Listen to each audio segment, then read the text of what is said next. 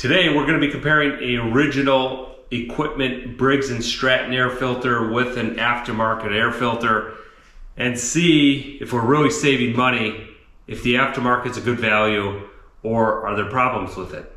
The specific air filters we're looking at today are for a PXI 2500 Briggs Stratton engine. This particular engine powers my Simplicity lawn tractor. Now, when I compare these types of things, I like to compare value. The OEM may be better, but if this costs half the price, is that a value balance? One of the things I dislike the most when salesmen are talking to me is when they ask, how much do you want to spend? That depends on what I'm getting. So in this particular case, we're going to judge on the Briggs Stratton engine. If we go on Amazon, the OEM filter, this one's used, this one came with the lawn tractor, is $20. This aftermarket air filter from HiPA on Amazon, you can get a 2-pack for $20. So half the cost. Let's compare them. The first and easiest thing to compare them on is physical dimensions. Does this aftermarket filter fit? We can take a look at the HiPA aftermarket air filter installed in the engine. It fits perfectly, so there's no difference between OEM and aftermarket in that scenario.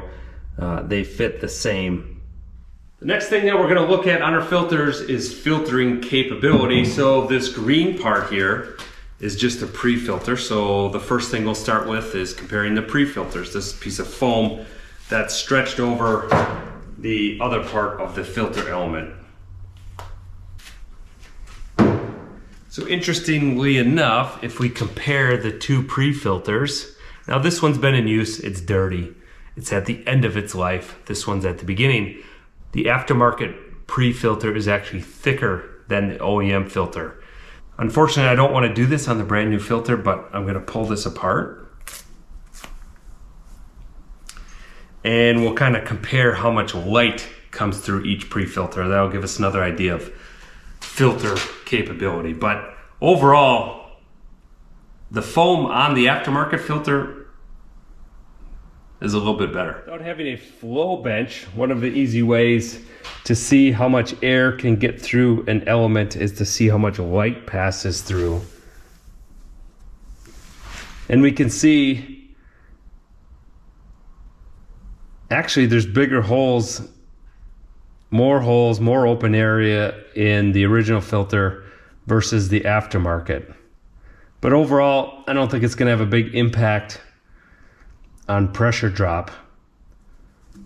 I think the aftermarket filter is actually better here.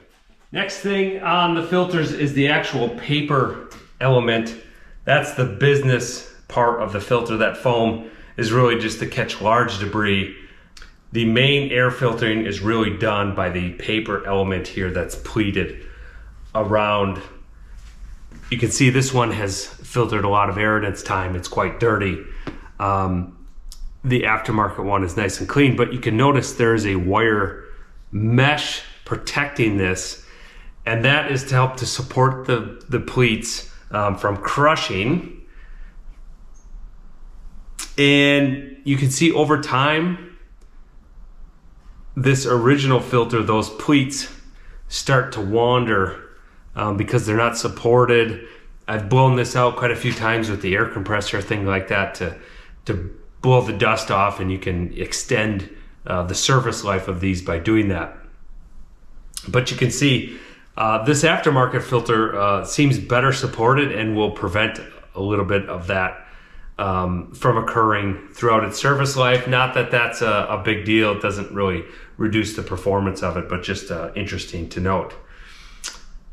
Now, the other thing I notice here, it looks like there are more pleats per inch on the original filter versus the aftermarket filter. So that's the other thing of service life, just how much filtering media do you have. And basically by having more fleets, you've got more square footage of filter material. And that's proportional to the life of the filter. So the more media you have, the more air you can filter. Makes sense. But the other thing I noticed, looking in here, we don't see the pleats come through depth-wise on the original filter, but on the aftermarket filter, you can see the pleats. So the pleats are significantly deeper on this. There's less of them, but the overall thickness of the filter is greater. So I'm gonna cut these apart, and so we can compare basically square footage, square inch of filter material, and to see which one has more.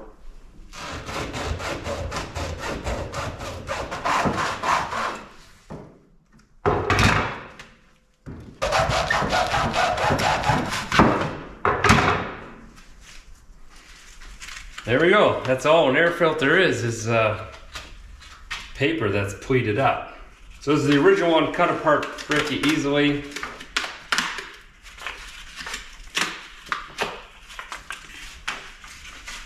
It's quite dirty. Ugh. Let me get the vacuum going. Yeah.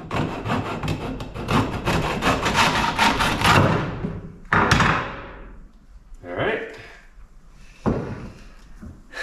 This really stinks doing this on a brand new filter.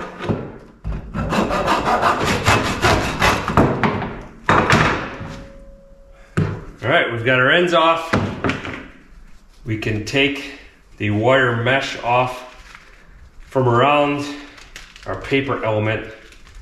Like I said, this wire mesh isn't for any filtering, just for structural integrity of the filter.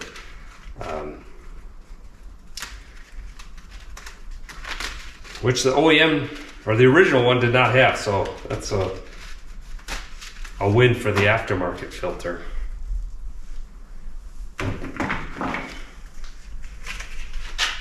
Let's see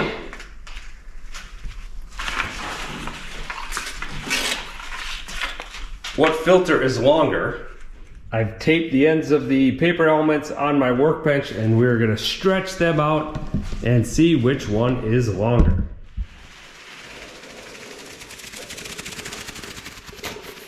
Well, that's very interesting. It's virtually the same. I was not expecting that. I was expecting the original to be quite a bit longer. It is about 2 inches shorter over the entire difference there. So let's measure the length of this. So this element is just over 11 feet. 11 feet is 132 inches. 2 inches of that is 1.5%. So the original filter should have 1.5% longer service life, or 1.5% more filtering media. Not a big difference, especially when we're talking about 50% of the cost, but that's your decision to make. What's a better value on there? You are getting a little bit more filtering material on the original air filter. The next thing we'll do is again compare on the light test. And again, pretty difficult to do. We've got a dirty filter and a clean new filter, but just visually taking a difference, look at here up here, there's no major difference between the aftermarket filter and the original one. As far as particle size and things like that, there are no obvious holes or inconsistencies that would let bigger particles through the aftermarket filter. This looks like a pretty high quality, decent filter media. So let's review. Fit and overall size of the air filter, it's a tie. They both fit in the air intake the same. However, there's a slight advantage for the HiPA air filter in that it had the wire mesh around the filter element to give it a little more structural integrity and stability. Then we have the foam pre-filter. HiPA actually has a thicker, better foam than the original filter, so they do win here. Again, that's pretty marginal win. This pre-filter really is to just keep the big contaminants out. It's not a huge factor in air filter quality. Next is filter material. The original Briggs Stratton does win the square inch race, or the square footage, by 1.5%. So it's a 1.5% more filter material than the aftermarket HiPA filter. They both seem of good quality, no concerns there. So the original filter should give you 1.5% longer service life than the aftermarket filter. What conclusions can we make from this? Again, looking at value, the original filter will give you theoretically a little bit longer service life, but the HiPA filter in the 2-pack is half the price.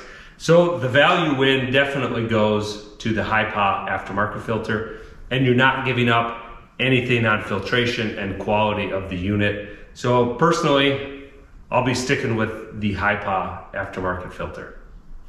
One thing to note, I've reviewed HiPA's replacement carburetor kit for a string trimmer, and that was good quality too.